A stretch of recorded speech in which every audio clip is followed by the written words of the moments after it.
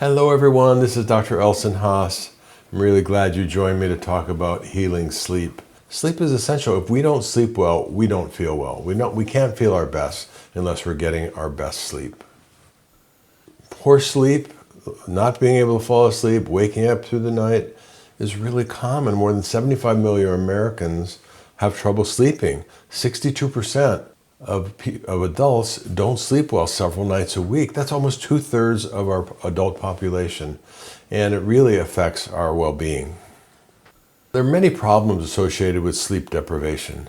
Not feeling good, fatigue, being irritable, and also having it affect our memory and our ability to work. And then further down the road is accidents because we're not as conscious and aware, even cardiovascular diseases associated with poor sleep. So there's a lot of problems that come from not sleeping well, and it really is in our best interests, as one of the 5 keys to staying healthy, that we get good quality sleep. So what is healthy sleep?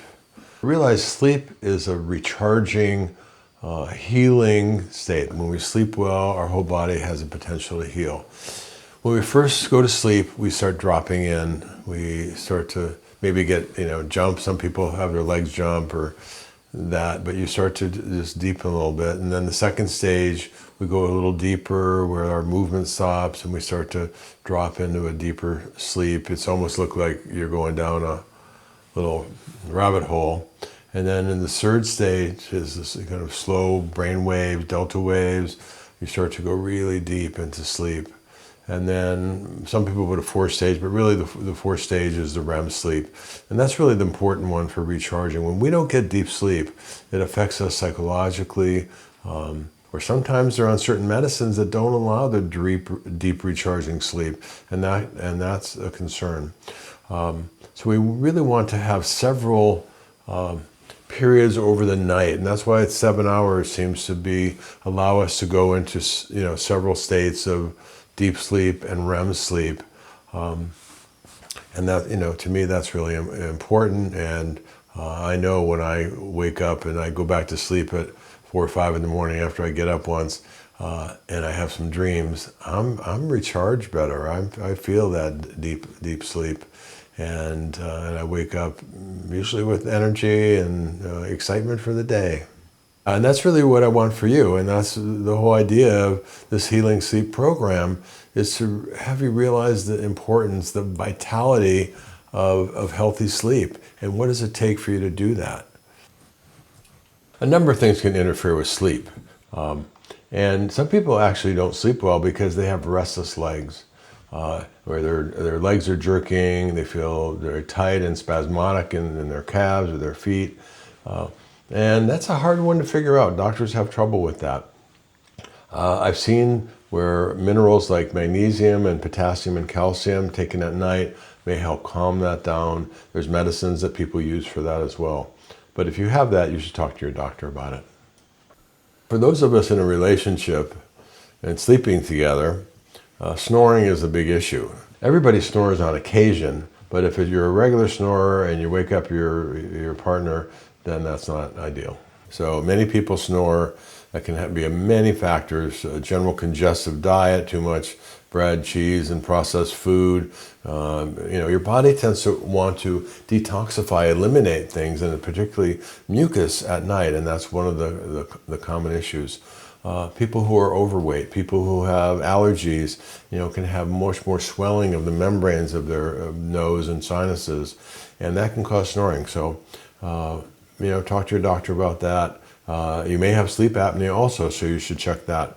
But, snoring can be an issue. A lot of times, if you change your position, that can be helpful.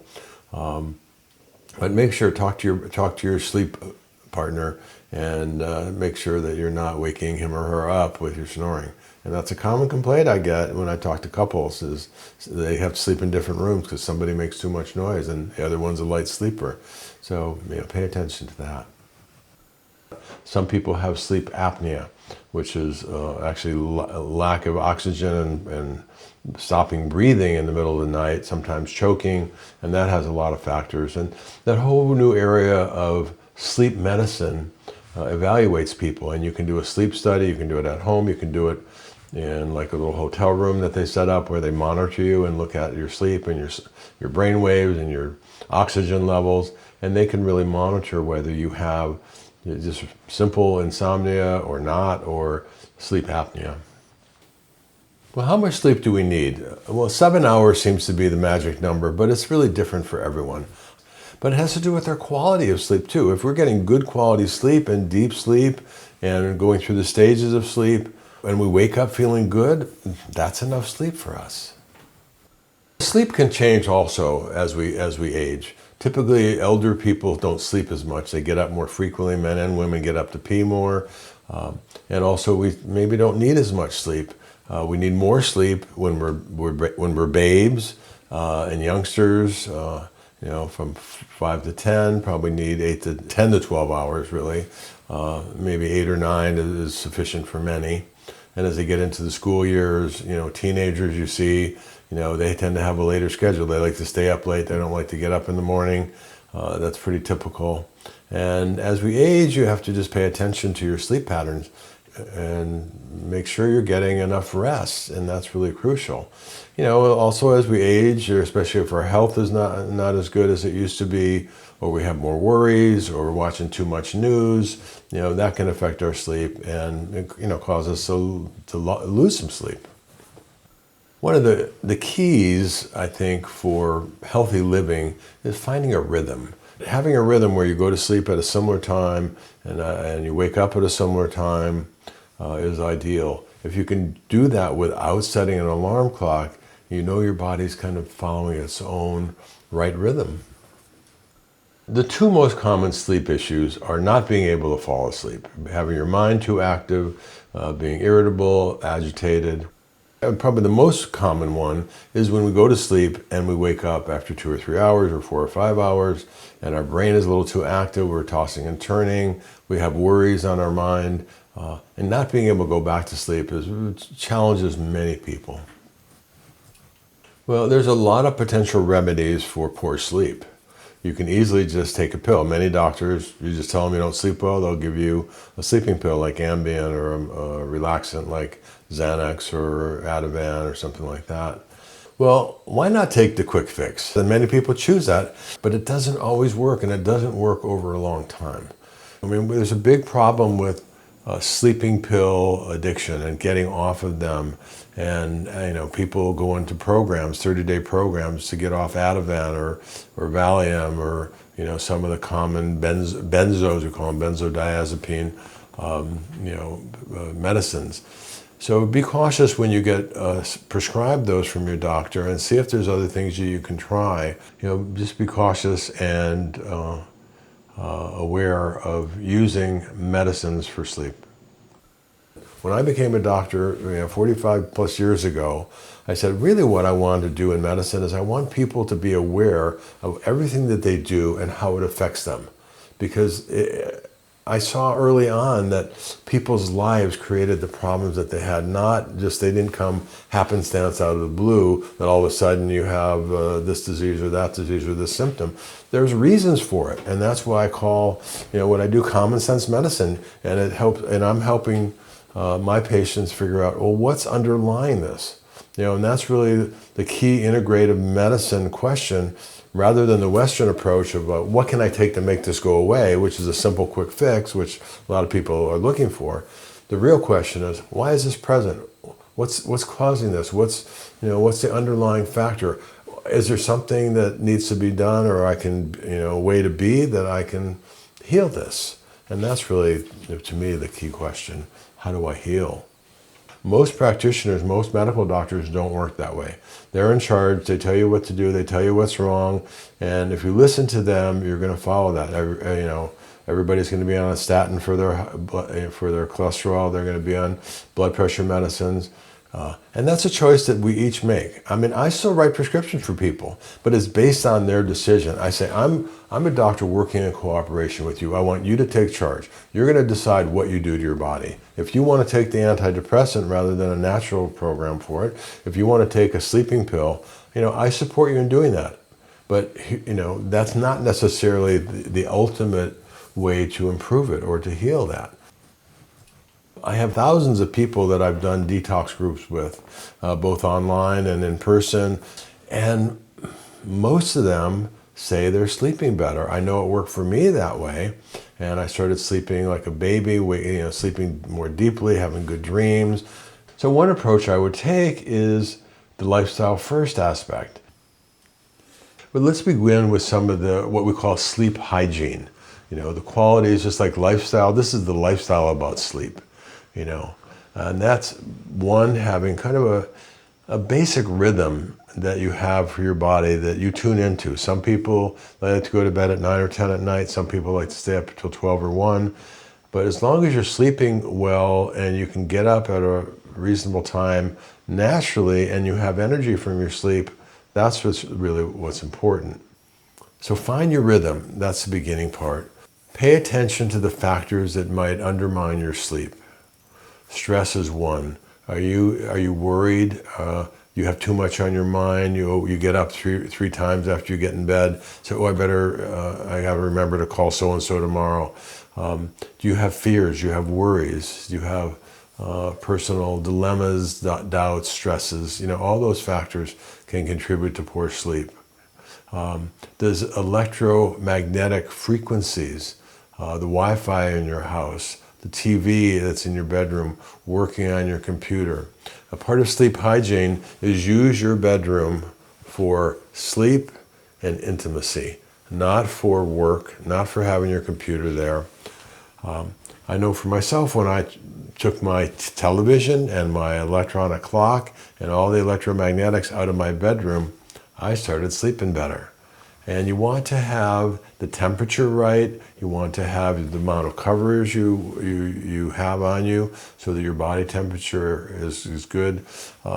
Cool room is better. People, many times, many different research studies have suggested that cooling your body down at night helps you sleep a little better. When you're hot, when you wake up sweaty, and that's also an issue for two people sleeping together. One person might be a hot type, the other person is cold, and they have to find the right temperature. Sometimes there's a difference in how much coverage one person has versus the others. Anyway, everybody has their own challenges about balancing with their sleep partner, but that's really beginning. And those are some of the key ideas for healthy hygiene related to sleep.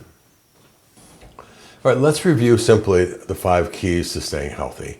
And the 5 keys are good nutrition, eat wholesome food, avoid junk and chemicals, good balanced exercise program, learning to manage stress, learning how to deal with the personal events, work events, life itself. Good sleep. It's really essential for good health. And the other is attitude. One of my messages to everyone is be your own best doctor. Take charge of your health. You have one body you're given for life. It's up to you to take good care of it. And it starts with a healthy attitude and loving your body, taking care of it in a way that feels really good. And then you'll do part of the other keys besides attitude, good nutrition, exercise, getting good sleep, and managing your stress. That's really about being your own best doctor, making choices every day that are positive for you, that really help support your health instead of undermine it and cause problems. All right, so let's start with looking at some of the core issues of what affects sleep. Let's start with diet, okay? Number 1 on our 5 keys to staying healthy. Any food can cause a disruption in sleep. Food allergy, food reactions of any kind can alter our sleep. We want to nourish our body with healthy foods and get rid of the treats and the congestive foods, the breads and cheeses and processed baked goods and, heavy meat diet. That can cause more congestion in your body, and then it affects your sleep. It also causes more inflammation and pain, so our diet leads to imbalances in the body that then can alter sleep. Just pay attention to your diet and how it affects your sleep. That's really a beginning step. Stimulants, caffeine, sugar, alcohol has both an inhibiting factor and then a stimulating effect. So it may help people fall asleep if they drink too much, but then they're going to wake up dehydrated and not feeling well. There's a lot of natural remedies you can take for sleep and also for energy in the morning. There's ones that support serotonin levels and melatonin. You can take melatonin to help regulate your sleep cycle. You can take tryptophan or 5-HTP for building serotonin and helping with depression and helping with sleep. There's a lot of herbal products you can use. Valerian is a common one used in herbal supplements for sleep.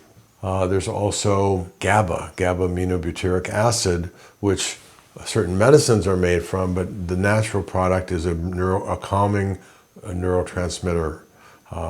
And there's also an amino acid called L-theanine. There's a product I use called Zen, which is a combination of GABA and theanine. There's other products out like that as well. That's something that I use if I wake up after 3 or 4 hours of sleep, 2 or 3 in the morning, and I might take that, and I have it as a liquid spray or a capsule, and I'll take that, and then I'll read a little bit, something simple and relaxing, and then I'll go back to sleep and be recharged again when I wake up. The typical American lifestyle affects sleep. People are drinking a cup or two of coffee in the morning. They may have a glass or two of wine at night. They may have a little sugar to pick them up in the late morning, early afternoon, or even 3 o'clock. 3 o'clock in the afternoon is a lot of time when the adrenals are low. People kind of dive down a little bit. Maybe they're having coffee and some sugar at that time. So that's a typical thing, and I've been traveling around speaking about detox and healthy nutrition, for most of my life. And I always ask groups, when I look at the snacks, SNACC, sugar, nicotine, alcohol, caffeine, and chemicals, who in the audience, raise your hand if you're not habituated to at least one of those substances daily. I would say I get less than 5% of people, and this might even be a health group I'm talking to. Most people in our culture, in the modern world, are using stimulants and sedatives to control or manage their mood and their energy. Let me say that again, because this is a syndrome that I've seen. Most people in our culture, in the modern world, are using stimulants like caffeine and sugar and sedatives like alcohol and cannabis and other medicines to manage their mood and energy. When we don't do that in balance, we don't sleep well. We have the 2 most common problems that people go to doctors for, fatigue and insomnia. I call that the stimulation sedation syndrome, or the vicious cycle of stimulation and sedation. So that's part of the routine that we have in our culture, and that's something we can shift. Now, you may think in your mind, I can't really give up my morning caffeine. I like it. I'm not asking you to give it up. I'm asking you to temporarily take a break so you can assess what it's really doing in your body. A lot of people, when they get emotionally attached to something, sugar is really common for that. To me, that means usually it's a factor undermining their health. When you have that much emotional attachment to, you have a need for it, you're a little bit dependent on it. I even more than usual want you to take a break from it because I have a feeling it's going to make a difference for you. Yes, of course, caffeine has certain benefits. Studies suggest it has antioxidants, but we need to look at it more. I mean, just like we talked about, wine might have a certain cardiovascular protection, but it has so many more potential ill effects that we can get cardiovascular protection in many other healthier ways, or we can get antioxidant support that coffee bean may have. Caffeine is an acid irritant.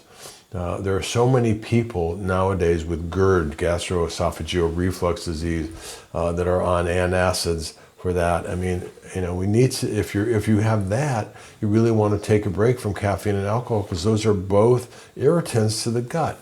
So, those are some basic ideas about the substances we use and the effects that they have. Sugar can also affect people's sleep. I mean, sugar is basically added to a lot of foods. It affects people's weight, and that affects their sleep. It also is kind of a stimulant and maybe depletes our energy a little bit, causes stress in the body. That can affect sleep. A lot of people like sugar in the evening. They like it dessert after dinner. You have to just see. It's like it may be fine for you. You may sleep well even though you have sugar in your diet. Nobody's living perfectly all the time. We all consume a little bit of everything. You just have to pay attention to what does any substance, and sugar included, how does it affect your body? How does it affect your sleep?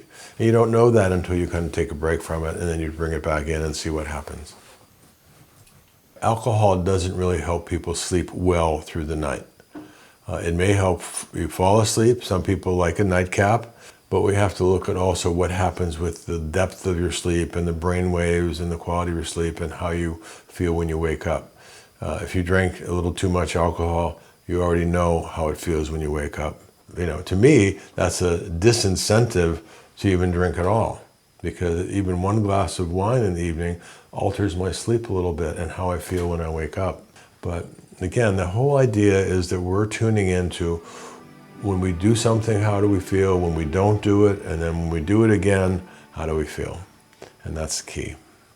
My offer to you as part of getting better sleep and having better energy is my course called Regain Your Natural Energy. Well, the course Regain Your Natural Energy is basically taking a week or longer break from your substances, caffeine, alcohol, sugar, cannabis, etc.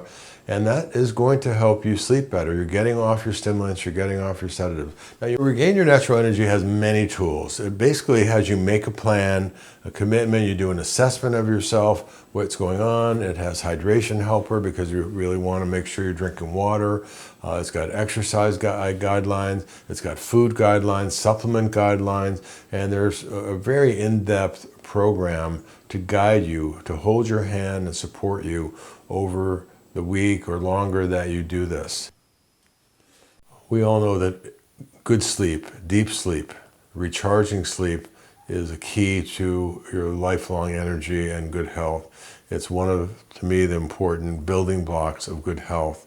We have nutrition, exercise, keeping our stress level, and just staying positive for ourselves, loving our body, taking care of it in the best way we can. That's really what's going to be the difference for you by taking Regain Your Natural Energy.